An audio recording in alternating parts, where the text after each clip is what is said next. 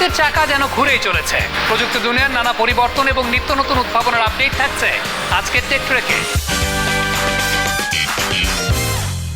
কৃত্রিম বুদ্ধিমত্তা বা আর্টিফিশিয়াল ইন্টেলিজেন্স আমাদের কর্ম ব্যবস্থাকে পরিবর্তন করছে, নতুন নতুন কাজের ক্ষেত্র তৈরি করছে। পশ্চিমা বিশ্ব সহ উন্নত দেশগুলোতে আমরা দেখতে পাচ্ছি কৃত্রিম বুদ্ধিমত্তার জন্য মানুষের পেশার ধরনটা বদলে যাচ্ছে। সুতরাং একটা বিষয় উল্লেখ্য, তা হচ্ছে কৃত্রিম বুদ্ধিমত্তা আপনার চাকরি খেয়ে ফেলছে না, বরং আপনার সামনে নতুন অনেক সুযোগ তৈরি করছে, আপনার কাজকে সহজ করে দিচ্ছে।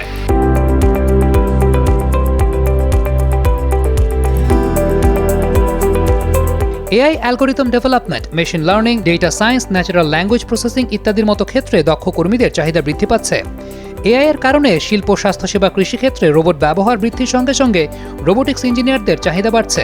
আমরা যখন তথ্য প্রযুক্তি নিয়ে কাজ করি, আমাদেরকে মনে রাখতে হবে যে প্রতিদিনই নতুন নতুন প্রযুক্তি আসছে, এবং প্রতিদিনই যখন নতুন প্রযুক্তি আসে, সেটা আর্টিফিশিয়াল ইন্টেলিজেন্স হোক, রোবোটিক্স হোক অথবা মেশিন লার্নিং হোক, যেটাই আসছে তার সাথে আমাদেরকে এখন কিন্তু the whole world is flat. এখানে আমি কেউ আগে যাবে, তার থেকে শিখবো, তারপর আমার মতো করে কাজ করব, এই সুযোগটা কিন্তু এখন নাই। সবাই একসাথে এগিয়ে যেতে হবে, যার কারণে এখন ডিসরাপশনের সময়।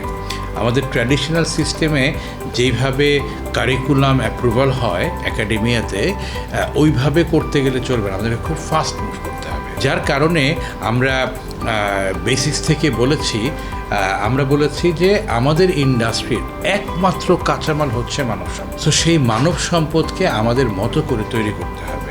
ইন্ডাস্ট্রির সাথে যেন একাডেমিয়া সর্বদা কথা বলে, এবং এখানেও আমরা ইউজিসির কাছ থেকে পজিটিভ নোট পেয়েছি যে আমরা চাই যে সর্বদা ওনাদের সাথে কথা বলবো। অনেক সময় যে চ্যালেঞ্জটা আমরা ফেস করি সেটা হচ্ছে একাডেমিয়ার স্যাররা যারা কাজ করেন, পড়ান, ওনাদের ট্র্যাডিশনাল ভাবনা থেকে হয়তো সহজে নতুন জায়গায় আসতে চান না। আবার এটাও ঠিক, এখন কিন্তু অনেক নতুনরাও জয়েন করছেন ইউনিভার্সিটিতে শিক্ষকতা পেশায়।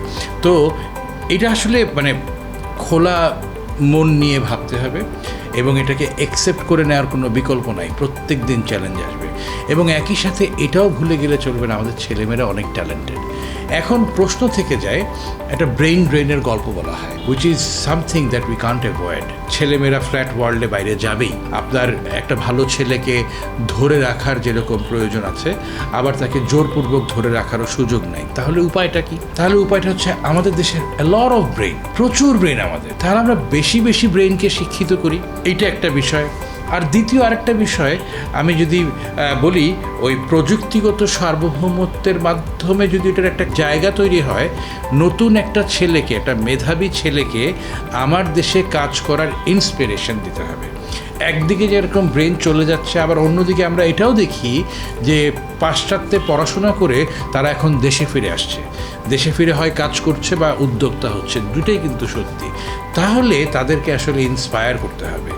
যেভাবে নন রেসিডেন্টস ইন্ডিয়ানসরা এখন ইন্ডিয়াতে অনেক বছর ধরেই কন্ট্রিবিউট করছেন, আমাদের নন রেসিডেন্ট বাংলাদেশিরাও কিন্তু বাংলাদেশকে কন্ট্রিবিউট করতে চায়। আমাদের নতুন প্রজন্ম কিন্তু বিদেশে পড়াশোনা করতে যায়, কাজ করতে চায় না। সো অনেকগুলো মিক্সই আছে। তো এই মিক্সের মধ্যে নতুনভাবে এই কারিকুলাম ডেভেলপমেন্টে যেরকম কাজ করতে হবে, তাদেরকে প্রণোদনাও দিতে হবে যেন ওরা দেশে থেকে যায়।